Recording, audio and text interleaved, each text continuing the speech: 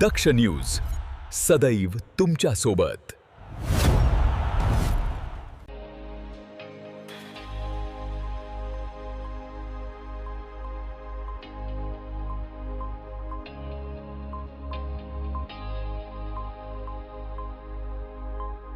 नाशिक शहरातील खड्डे आणि रस्त्यांच्या दुरावस्थेवर झालेल्या विशेष महासभेत भाजप गटनेते तथा नगरसेवक ॲडव्होकेट श्याम बडोदे यांनी स्पष्ट आणि परखड भूमिका मांडली।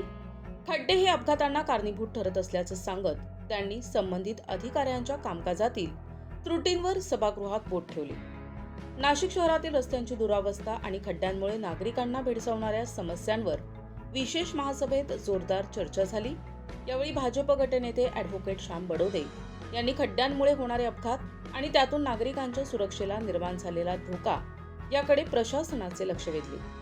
रस्त्यांच्या कामात झालेल्या चुका, संबंधित अधिकाऱ्यांची जबाबदारी आणि नागरिकांना भोगावा लागणारा त्रास याबाबत बडोदे यांनी प्रशासनाला थेट आरसा दाखवला।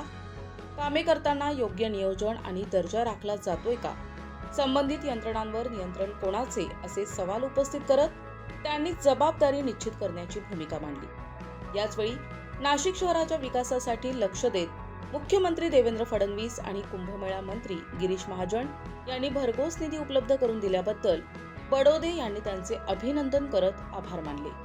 खरं तर 11:30 पासून आतापर्यंत मला वाटतं 39 सदस्य काही या विशेष महासभेमध्ये बोलले। मला वाटतं मी प्रॅक्टिसिंग वकील आहे आणि या सभागृहामध्ये बरेचसे वकील आहेत, त्याचबरोबर सगळ्यांनाच कायद्याचं ज्ञान आहे। अधिकारी असतील, सभागृहातील सदस्य असतील, पत्रकार बंधू असतील किंवा नाशिककर असतील।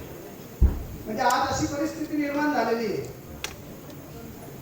काय, कोर्टात नाशिककरांचा एक खटला चालू असा आपल्या या न्यायालयात आणि याच्यामध्ये विक्टिम फिर्यादी कोण आहेत तर 25 लाख नाशिक। म्हणजे ते रोज घराबाहेर पडतायत, त्यांना भीती कमी घरी संध्याकाळी व्यवस्थित जाईल का नाही।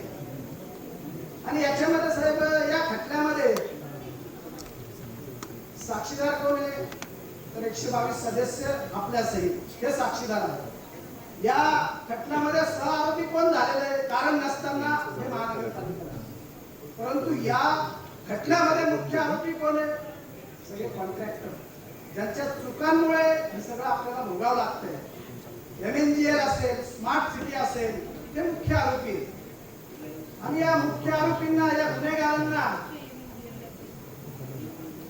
काही खऱ्या अर्थाने हे गुन्हेगार आहेत, नाशिककरांचे गुन्हेगार आहेत आणि कारण नसताना आपण गुन्हेगाराच्या कक्षेमध्ये उभे।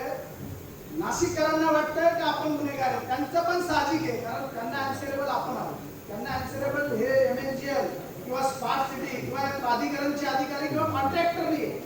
तर महापौरताई या संपूर्ण नाशिककरांचं, संपूर्ण 122 लोकांचं, सर्व सदस्यांचं आपल्याकडे न्यायाधीशाच्या भूमिकेमध्ये आम्ही आपल्याला बघतोय आणि खऱ्या अर्थाने या गुन्हे ज्यांनी चुकीचं केलेलं आहे हे सगळे नाशिककर बघतोय। पत्रकार बंधूंनी रोज वर्तमानपत्रांमध्ये ते छापतंय, ज्याची दखल मुख्यमंत्री महोदयांना घ्यावी लागते। तर यांना शासन व्हायला पाहिजे आणि ते शासन आपण करू शकतो। महापौरताई सुरुवातीला दिनकर अण्णांनी, त्याचबरोबर पंती तिगणेंनी, अजय दादांनी, बाबूजींनी, बऱ्याच जणांनी एका PILचा उल्लेख आपल्याकडे केला। त्या PIL 71/13 ही कुठलीही स्वतंत्र व्यक्तीने PIL दाखल केलेली नव्हती। कोर्टाला 2013 साली वाटलं तर खऱ्या अर्थाने या खड्ड्यांमध्ये ज्यांचा खड्ड्यांमुळे बळी जातो त्याच्यासाठी स्वतःहून ऍक्शन घ्यायला पाहिजे आणि स्वतः हायकोर्ट याच्यामध्ये स्वमोठं हायकोर्टाने स्वतःहून एक याचिका दाखल करून घेतली आणि त्याच्यामध्ये आपण स्वतः नाशिक महानगरपालिका प्रतिवादी क्रमांक 20 आहोत आणि या PIL मध्ये आपल्या नाशिक महानगरपालिकेचे वकील सुद्धा हजर झालेले होते आणि बरेचसे डायरेक्शन्स त्या ठिकाणी आले। बऱ्याच जणांनी त्याचा ओवापोळ केला। त्या PIL नुसार, त्यांनी दिलेल्या डायरेक्शन्स नुसार जर कधी कोणी मयत झालेला असेल तर त्याला 6 लाख रुपये त्या कमिटीने द्यावे, इंज्युअर्ड असेल तर त्याला 50,000 ते 2.5 लाख पर्यंत द्यावे। त्या समितीने त्याचा पोलिसांकडून अहवाल मागून घ्यावा। या सगळ्या टेक्निकल गोष्टींचा उल्लेख केलेला आहे। मला आपलं ते आमचे सभापती मच्छिंद्र भाऊ असतील, महापौर म्हणून आपण असतील, आयुक्त साहेब असतील आणि उपमहापौर असतील, सभागृह असेल, सगळ्यांचं नाशिककरांच्या वतीने आभार मानतो. कारण जेव्हा बंटी तिरमेंनी आयुक्त मॅडमला विचारलं तर त्याचं उत्तर आपण द्या, आयुक्त मॅडमने सांगितलं मला ऑर्डर बघावी लागेल. म्हणजे कुठलंही कदाचित नॉलेज असेल नसेल माहित नाही तरी सुद्धा एक संवेदनशीलता म्हणून आपण त्याच्यामध्ये किती अमाऊंट नमुने याचा विचार न करता 5 लाख रुपये ताबडतोब आपण त्या नाशिककरांना त्याच्यात त्यांचा जीव दिला, त्यांना दिला. खऱ्या अर्थाने आम्ही सभागृहाच्या वतीने आपल्या या ठिकाणी आभार मानतो. खरं तर काही लोक बोलले इथे का खड्डे पडले, प्रशासन किंवा मुख्यमंत्री साहेब मीटिंग घेत आहेत. साहेब हे संवेदनशील मुख्यमंत्री हे साहेब आहेत म्हणून त्यांनी त्या खड्ड्याच्या विषयात सुद्धा मीटिंग घेतली.